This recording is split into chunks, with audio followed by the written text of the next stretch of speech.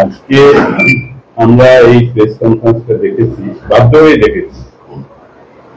সেটা হচ্ছে যে শিলিগুড়ি পুর কর্পোরেশনের নতুন বোর্ড গঠিত হওয়ার পরে আজকে প্রায় 3.5 বছর হতে যাচ্ছে এবং প্রতিবারই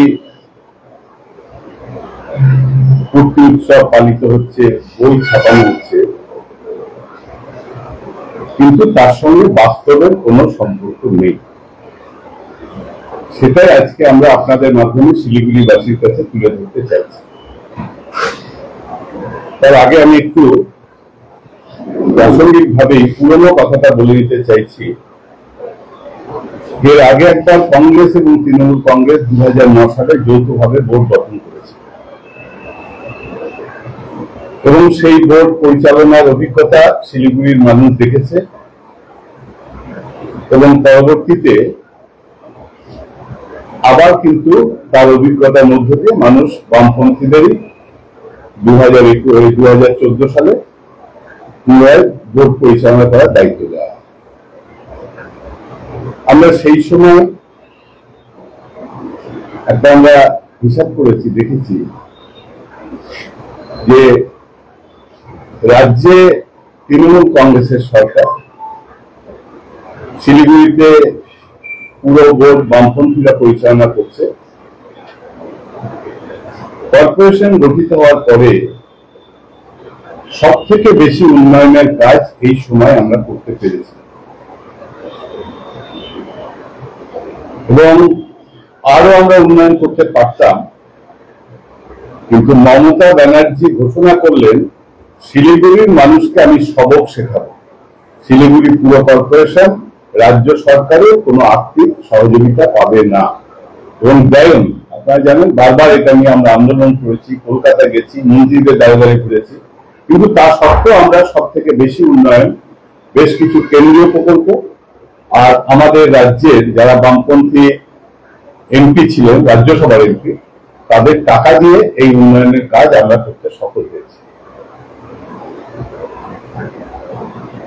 2020 সালে যখন আমাদের বোর্ডের মেয়াদ শেষ হয়, আপনারা জানেন করোনা কালে তখন একটা বোর্ড অফ অ্যাডমিনিস্ট্রেটর তৈরি করা এবং সব কাউন্সিলরদেরকে নিয়েই সেটা হয়।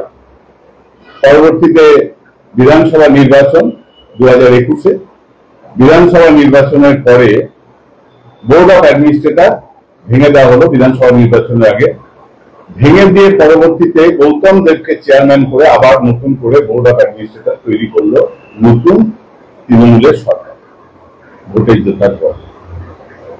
এই তৃণমূলের সরকার 9 মাস, এই বোর্ড অফ অ্যাডমিনিস্ট্রেটর 9 মাস এবং আজকে প্রায় 3 বছর 4 মাস এই নিয়ে এরা মানুষকে অনেক কথা বলেছিল। 2022 সালে নির্বাচন হলো, নির্বাচনে ওদের প্রতিশ্রুতি ছিল বামপন্থীরা থাকলে আপনারা রাজ্য সরকারের কোনো সহযোগিতা পাবেন না, তাহলে ডবল ইঞ্জিনের সরকার তৈরি করুন শিলিগুড়িতে এবং রাজ্যে একই পার্টির সরকার হলে প্রচুর উন্নয়নের কাজ হবে। কিন্তু আমাদের অভিজ্ঞতাটা কি?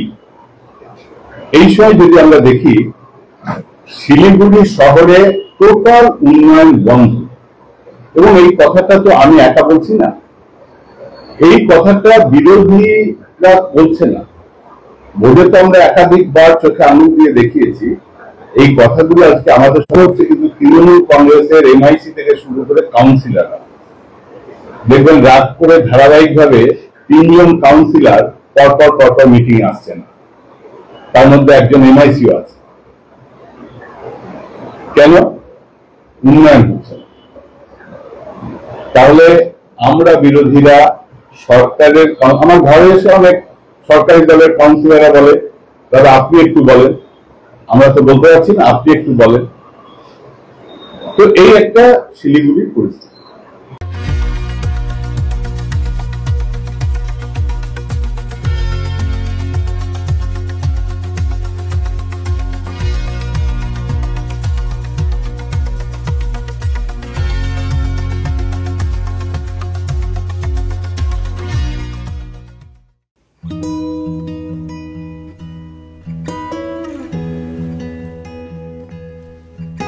समय में रोपेको बिरु वाले बेला बेला मलजल पाए एक दिन रुख भएर फलफुल दिन्छ।